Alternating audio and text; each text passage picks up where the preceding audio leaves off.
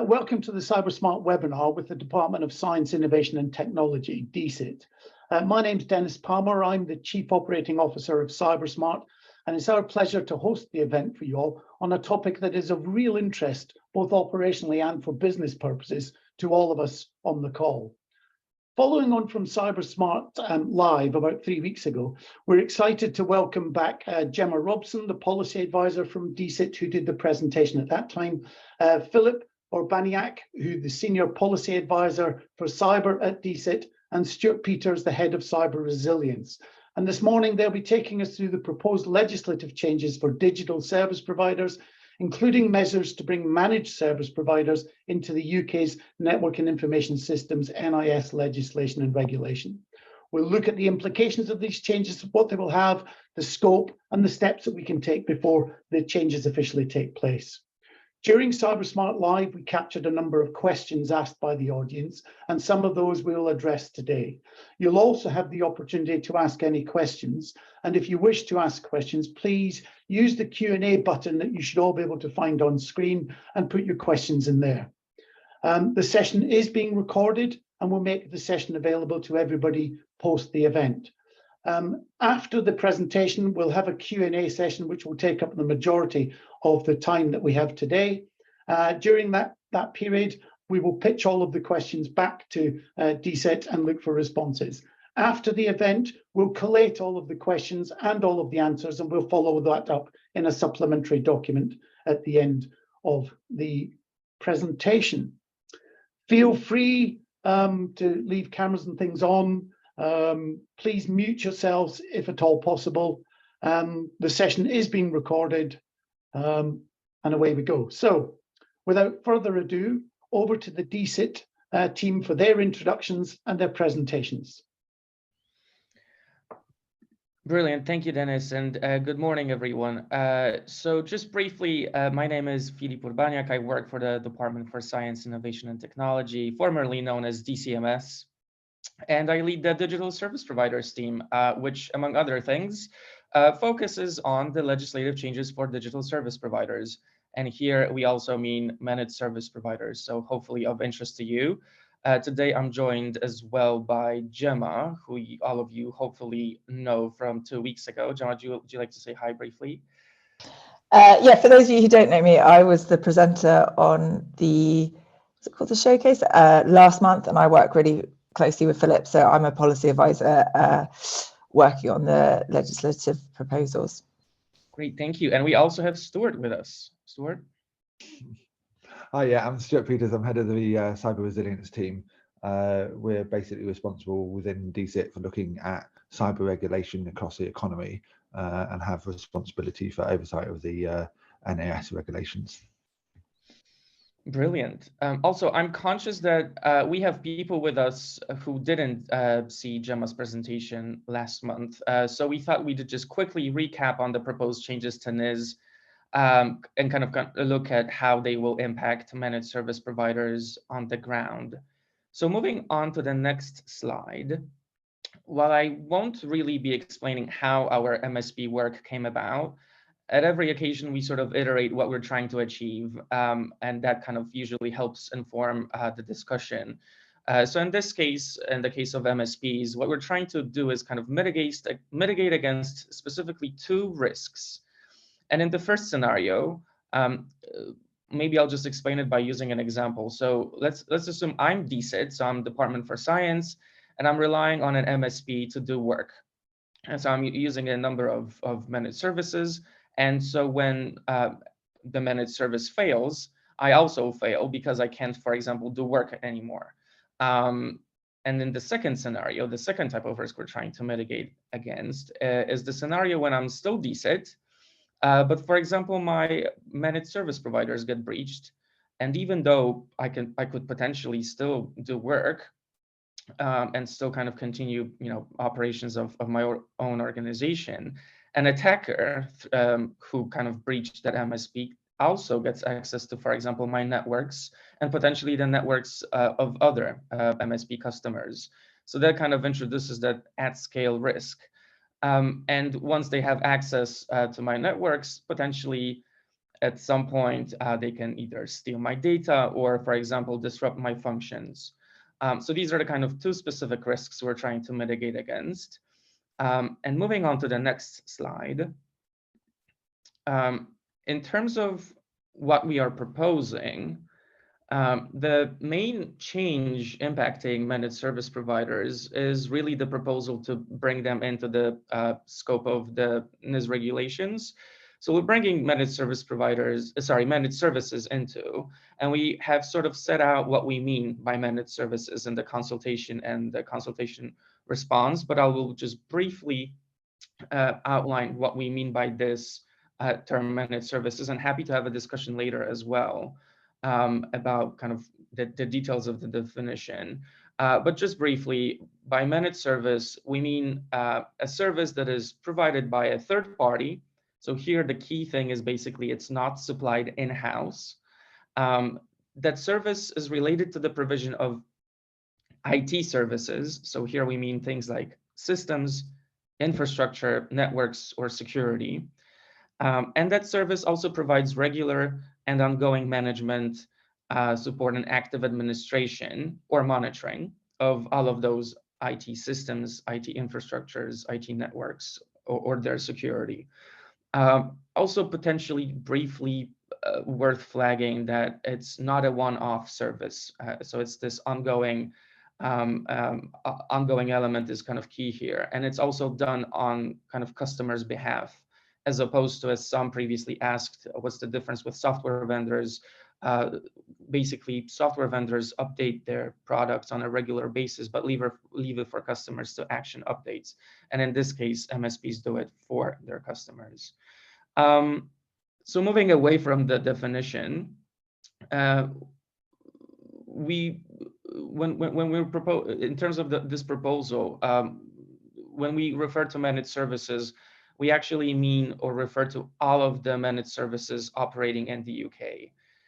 So we're not just talking about those services that are supplied to, for example, UK government or UK critical national infrastructure, but operating across all of the UK. And you can see that there's also two more proposals, two more boxes on this slide, because these are also other two legislative changes that will impact managed services that I think are worth noting. And so just briefly, the second one is around establishing a risk-based approach to regulating digital services. And obviously, when we bring in managed services, it will also kind of impact managed service providers. And at the moment, ICO, the regulator who oversees digital services, oversees those services in what we call kind of a reactive way.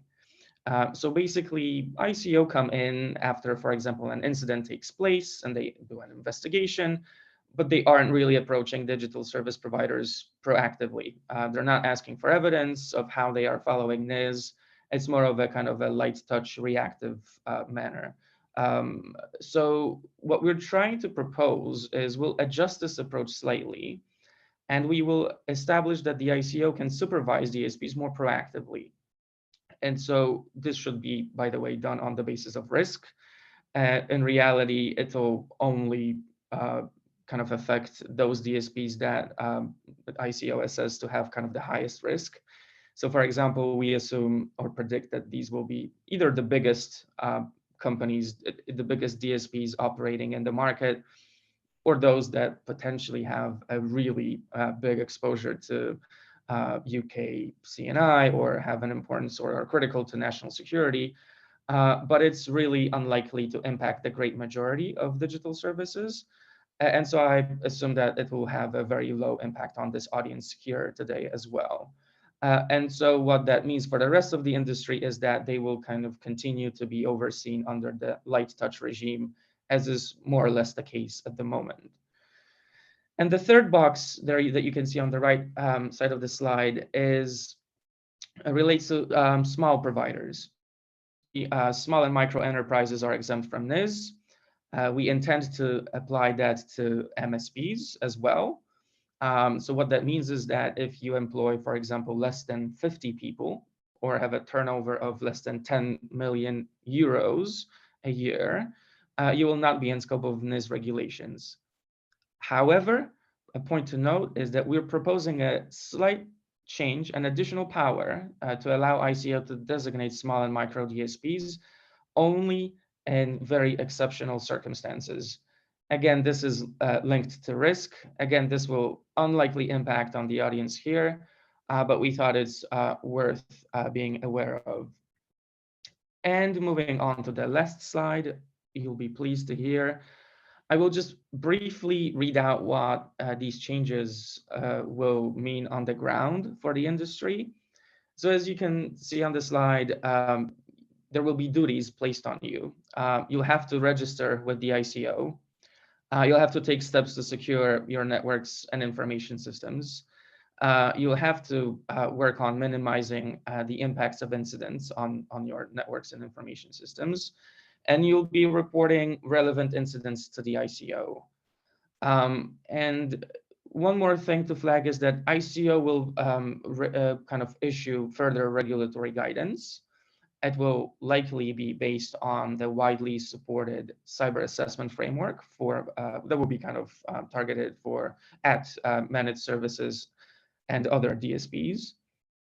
And that will hopefully help clarify what's expected of industry in terms of meeting NIS requirements. I might be getting a little bit detailed here, but there's also thinking around potentially creating this so-called CAF overlay. But basically, this will kind of involve the type of guidance that will help provide indications of how those outcomes or indicators of good practice could be met by the industry. So hopefully we'll provide a lot of clarity for how those requirements could be met. And really, this is pretty much everything from me at this point, and we will be happy to take your questions now. Dennis, over to you. Thank you, Philip. There's two immediate questions have come straight up. The first one from Joseph Pinder. What's the full scope of managed service providers, i.e. or e.g. if we subcontract to an NOC or a SOC provider, are they in scope? So I have three colleagues on the call. I'll try and kind of share those questions equally. I wonder, Gemma, would you be okay to take this one? Sorry, I have some issues with my throat this morning. Yes, so it's worth looking at the definition that we set out in the consultation response, which we can share the link if it's not been shared. But my initial reaction, and obviously we'd have to, I'm not sure if there was a specific point where you were worried they weren't in scope, but our intention would be for most SOC and to be in scope. So my initial reaction is, yes, they probably would be in scope, but you'd need to look at the definition, or at least the characteristics that we set out, because they'll only be, and also, of course, if they're small and micro, they wouldn't be in scope. I don't know if that answers your question, or if there was a specific concern there. I can see Stuart's got his hand up. Yeah, just to come at it from a different angle. So if you're an MSP and you subcontract your services to a NOC or a SOC, then you as the MSP are responsible for your supply chain and your contract things. If you supply it to if they are doing something as services on behalf of you, they would not automatically be in scope unless they met the definitions of an MSP themselves.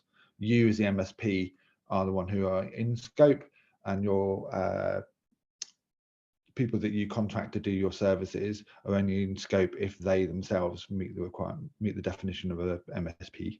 Otherwise, you are responsible for their activities through your contractual basis,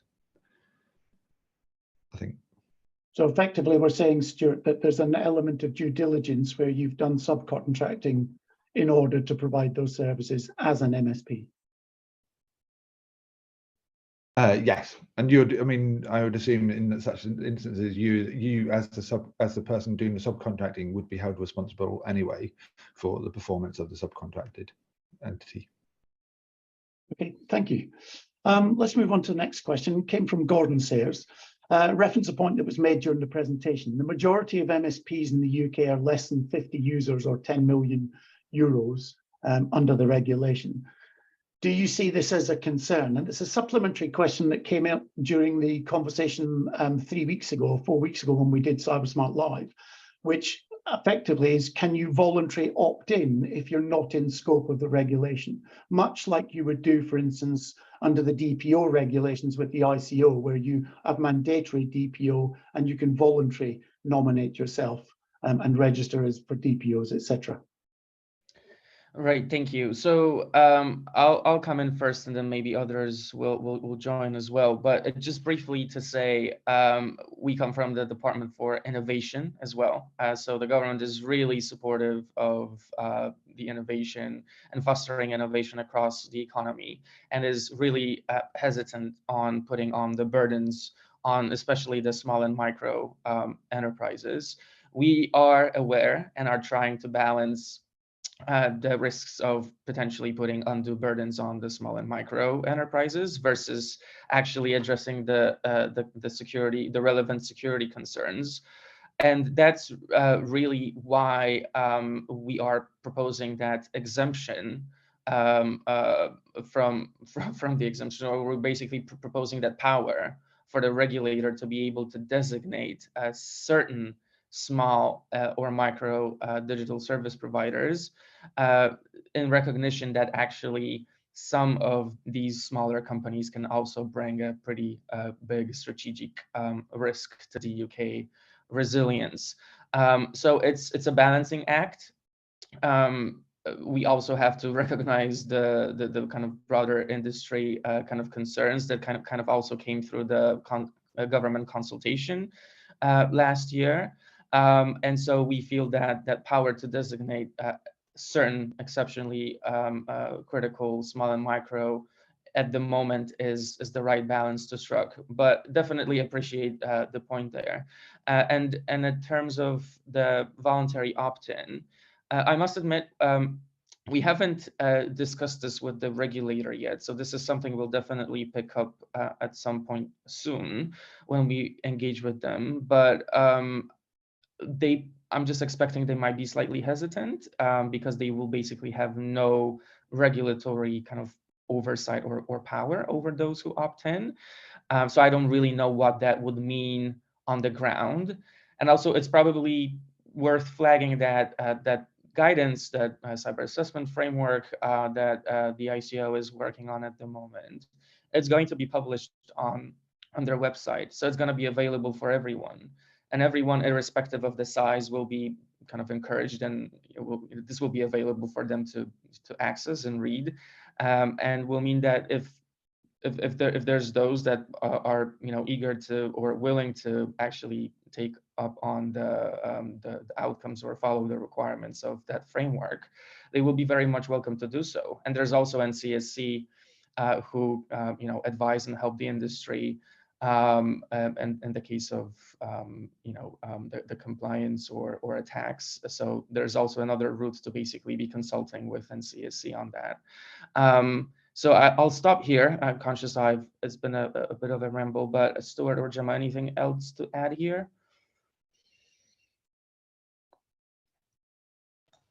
Nothing specific. Oh, sorry, Gemma. I mean, there's nothing specific. I can looking through. There's a lot of questions around in the chat around the small and medium enterprise exemption. So to quickly answer, yes, we're aware that the vast majority of managed service providers are probably below the 50 staff or 10 million euro turnover. We understand that in this market it might cause a risk, but we are under legal duties to try to minimize the impact on small and micro enterprises, mostly to reduce the level of regulatory burden on them.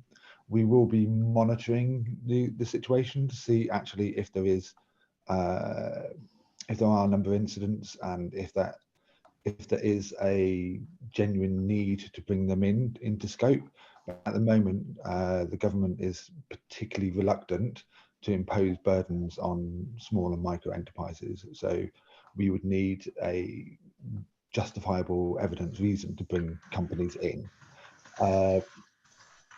We also understand that actually With this market, there are risks in that you'll end up with some people regulated, some not regulated, and differences in standards.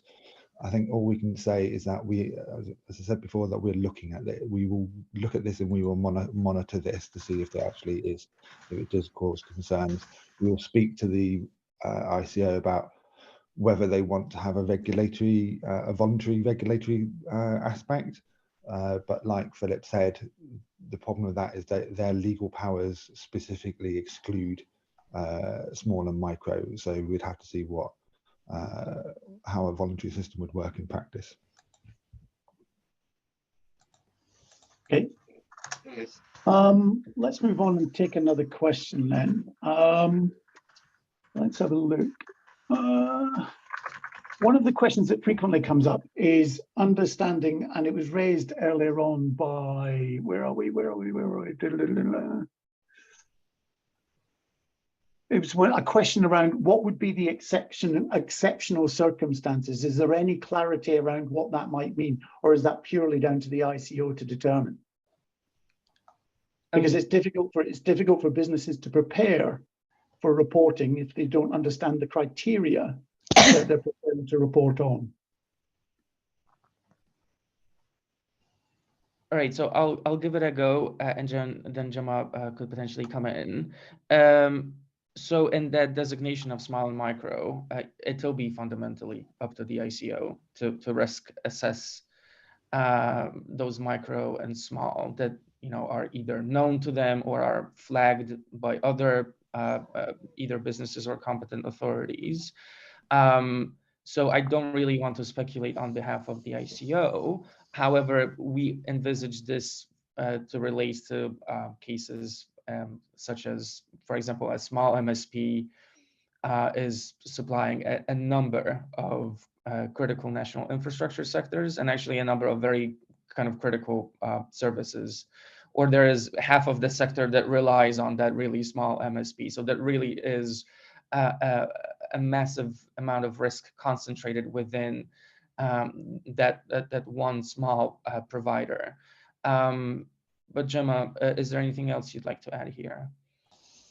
No, that's exactly right. Just some reassurance that there will be a process around this in terms of written notification, appeals, representation. We're exploring a transition period, so that it won't be that just suddenly you have all these things upon you with no chance for appeal or representation.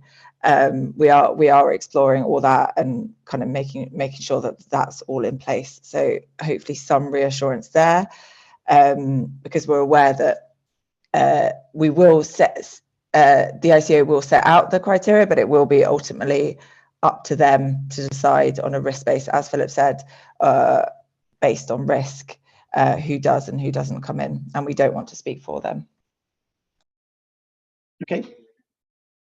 Thank you very much. Another question then around the status of MSPs and managed service providers. Most managed service providers, or certainly some of them, don't work solely in the UK. How are you going to ensure that some of the work that is aligned to, say, international requirements? Right. So international is something that we really care about, the international dimension, but also recognize that it is a complex picture. So what we're doing is we're talking with a number of strategic partners on kind of scoping ways we can join up our policies and streamline requirements. It's not always possible. But we can flag that EU have, as part of their NIS2 updates, also proposed to bring in managed service providers into the scope of the legislation. So there is a massive alignment here with the EU. And there are other countries such as the US, Israel, and Singapore kind of looking into this space more and more actively. And so we're kind of in touch with them and kind of trying to inform the work that they do as much as possible, because we do recognize that this is an issue that crosses borders and doesn't necessarily kind of relate to just one jurisdiction. I think I'll pause here. Okay, thank you very much. Another question that came up from a number of people is, what's the timeline that we're looking at here for the next steps, the transition period, if there's going to be a transition period, once the regulations are introduced? All right, should I nominate Stuart or Gemma? Okay, so the first timetable is we're aiming to get legislation to come in hopefully to enter Parliament at the end of this year, and it will come into effect next year, and then there will be, it's not determined yet, but that we will set a period of time in order for companies to come within scope and have to register. When we did the original NIS regulations, companies were given 3 months from the time of it coming into effect to them at least registering, because that did not mean that they were automatically had to meet all the requirements of the regulations. They just had to register, and then the ICO will work with industry to set a timeline in which companies are to comply with the general elements of the regulations, because the regulations work in such a way that there's a general power within the actual NIS regulations, but the ICO is the one who sets out the guidance and determines exactly what companies have to do, what their security requirements, etc. they have to meet, and now it's the ICO that's responsible for overseeing that. So at the moment, our best guess at the moment is we would get legislation middle of next year. Companies would be expected to be to register in the second half of next year, and then start meeting the requirements of the actual the security requirements. I think towards the end of next year. Okay, thank you for that. There's an interesting point that a number of people have now raised on the Q&A, that looking at the definitions and looking at critical reporting that has to be done, it would exempt a significant amount of the MSP businesses within the UK. There seems to be a general feeling that that may well be the case. However, let's move on and ask some more questions then. How do these legislative changes link to things like Cyber Essentials? And I will declare our hand in this. We are a certification body for Cyber Essentials, and I'm not touting for business, and I'm not touting for the government to endorse any product. But should managed service providers be preparing to come under things like NIS regulations, be using things like the Cyber Essentials scheme, or the other things like ISO 27000 or some of those other certification schemes, in order to prepare themselves? And would those sort of things be sufficient to cover the scope, or is much more required? All right, I'll give it a go first.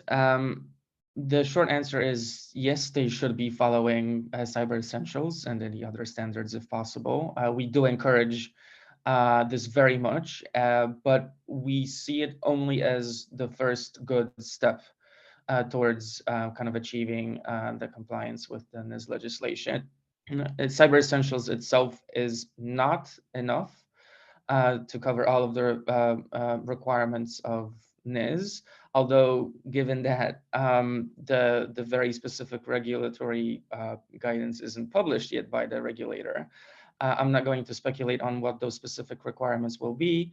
However, the CAF, so the cyber assessment framework that the regulator is currently kind of exploring as the basis of the guidance, is much more substantial than Cyber Essentials. What we're also thinking of doing, and no promises in that space yet, but we're thinking of trying to map various standards against the cyber assessment framework, so as to make it easy for the industry to show how one may evidence, for example, if they comply with ISO 27000 or Cyber Essentials, an extent to which actually having those in place can then be used as evidence of showing the compliance with, let's say, an aspect or an extent of CAF. So this is something that we definitely recognize the industry would potentially be interested in. But in terms of the very question itself, we encourage cyber essentials, but no, it's not enough. Okay, thank you for that. A couple of people have asked a question, and I'm going to try and summarize it and try and bring it together. A number of MSPs work with organizations such as the MOD or the NHS.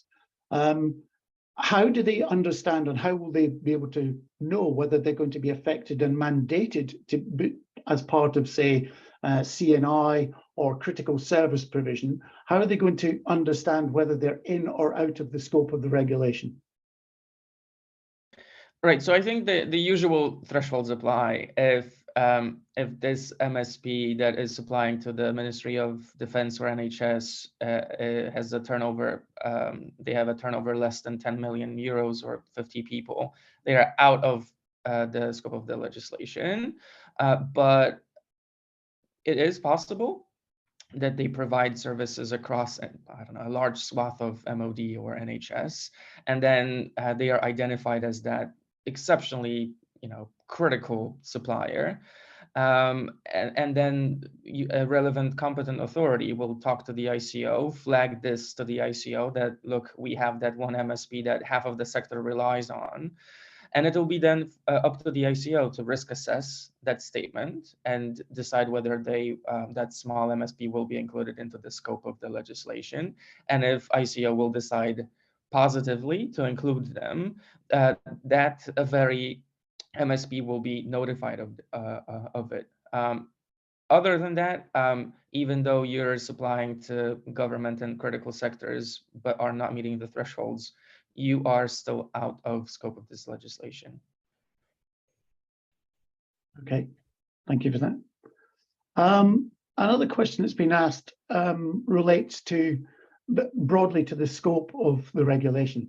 The work is focusing on managed service and managed services and their delivery, but there's a lot of risks that are linked directly to software and versions and patching and updating, etc. Is there any plan to incorporate all of this type of thing into this type of regulation? This is potentially a very broad and nuanced question with lots of aspects here.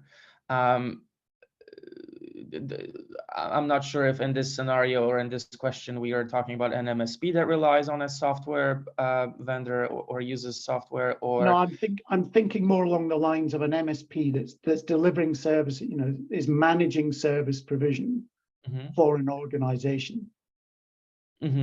Well, then, as long as it's appropriate and proportionate for that managed service provider to be patching, if it's, for example, if in that context we're talking about the software that they own or oversee, yes, they will have to do all of these things. But if they're using the let's say the software of another company in another scenario, then they will be required to update or implement the patches that are available. But if there is a vulnerability within that very software that hasn't been caused by them, then it won't be their responsibility. More broadly, though, on the software kind of side of question, we just closed our team just ran the government consultation on software resilience. So the broader software issue, which we recognize is very much overlapping and relevant for MSPs and other digital service providers, we're now trying to better understand and scope in terms of what the biggest issues, what the biggest priorities should be.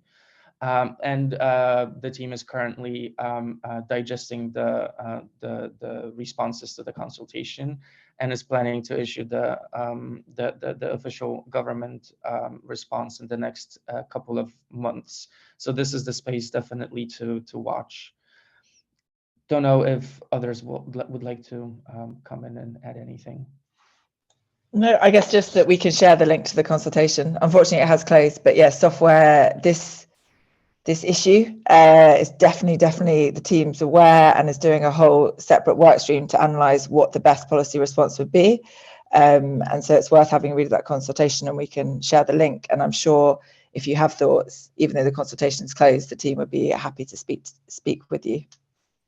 And just to add a point on there, we are actually speaking with that team. Thank you to Gemma, who introduced us.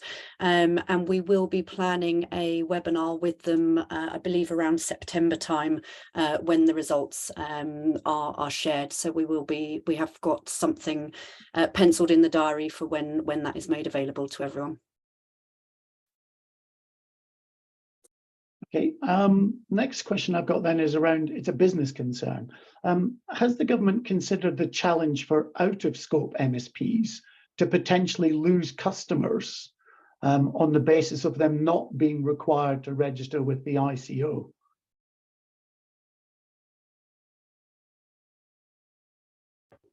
Yeah, I'll come in on that one. Yes, we are aware, and we have thought about that, and it's part of what we are discussing with the ISO. I think it's important here to just bring it back to note that the government's aim in this is not to address every single risk for every single company within the UK. We're very much looking at it as from a systemic point. How can we reduce systemic risk within the UK? How can we avoid major incidents that affect large proportions of the economy and have a major societal impact? And how can we reduce the risks to critical infrastructure and government services? The approach that we've taken about not including small and micro is not just an approach done in the UK, it's also the approach within the EU, and it's a broad approach. So we're not trying, at the moment, there is not an intention to include every single MSP or every single digital service provider within the UK in scope of these regulations. It is intended to be for the largest ones, the ones that can cause the most systemic risk or damage across the UK economy. So we're not, so that the bit there around causing potentially business challenges for businesses if they're not registered. So it's basically we are aware of that, but at the moment we don't think it's appropriate to place a legislative burden on all managed service providers. We're only looking at the larger, the main, and the bigger players, because we assess that they're the ones who can cause the most systemic risk. We are willing to look at it in the future, I think, but as I said before, the barriers to that would be quite high, the political barriers, because there is a strong desire not to place burdens on small businesses. It would also put us at odds to legislation within the EU, etc., and it would need quite a large amount of evidence. When it's with things like registered or not registered, I think if the vast majority or a large proportion of UK MSPs are below the line, then a large proportion will not be registered. We will look with the ICO to see if there is a way in which we can have voluntary regulations and saying that you can do it. But at the moment, to put it slightly harshly, we don't want to bring everybody in, and we understand that might cause barriers to smaller companies. We're also monitoring to make sure that larger companies don't use it to their own advantage and as well. So it's a case of we will monitor it, and if it becomes an issue and that is causing significant problems or distorting the market, then we will take action. Okay. Because I could see the circumstances where it becomes that badge of honor on an MSP site to say we are registered, which becomes a barrier to trade for other MSPs, and that would be a very difficult position for a lot of businesses in the UK to sustain and to support their businesses. Yeah, I can understand that. I can see that. It has to be said that we haven't seen that yet in the cloud market. who have been within scope of the regulations and have had this exemption for the last 4 years. So we haven't yet seen it, but if there is evidence that it is happening and that larger players within scope are being treated advantageously because they're in and small ones are not, then yeah, we would look at this again and take action. Okay, thank you very much for that. I'm out of questions that I had for this conversation. Are there any other questions from the audience, please? Final one there then from Gary Smith that's just come in. Thank you. We're no longer members of the EU, and we need to set a precedent. And as a nation, we really need to take the lead here. So there we go. Yes, I'll read that one whichever way. I completely understand that, but the fact is that we as a country do not want to place burdens unnecessarily on our small and micro enterprises, and we need justification in order to do so. So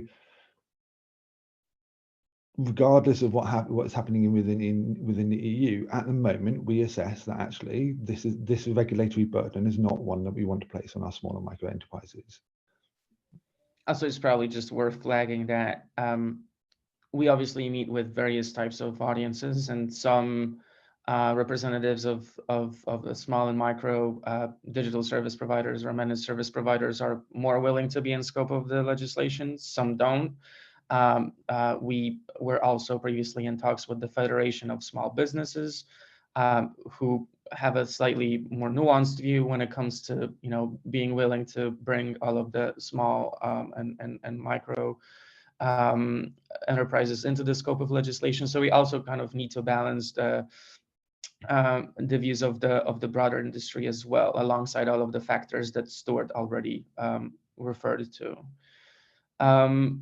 I'm just wondering, Dennis, if people don't have any more questions, if we can just pose a quick question to the audience, would that be okay? You can, please. So just from a kind of an awareness point of view, I was just curious if people on the call here are aware that the NCSC, so National Cybersecurity Center, can provide you with support in case of an attack. I was just curious if people are aware of this potential available support, and if so, curious to know if you have ever reached out to them. You can just type in the chat your responses. It will be helpful to gauge quickly.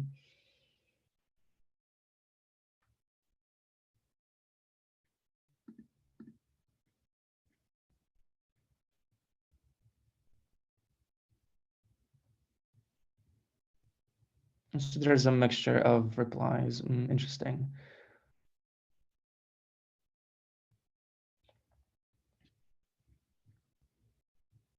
Yeah, interesting. There is a nice broad mixture of responses there. Mm-hmm.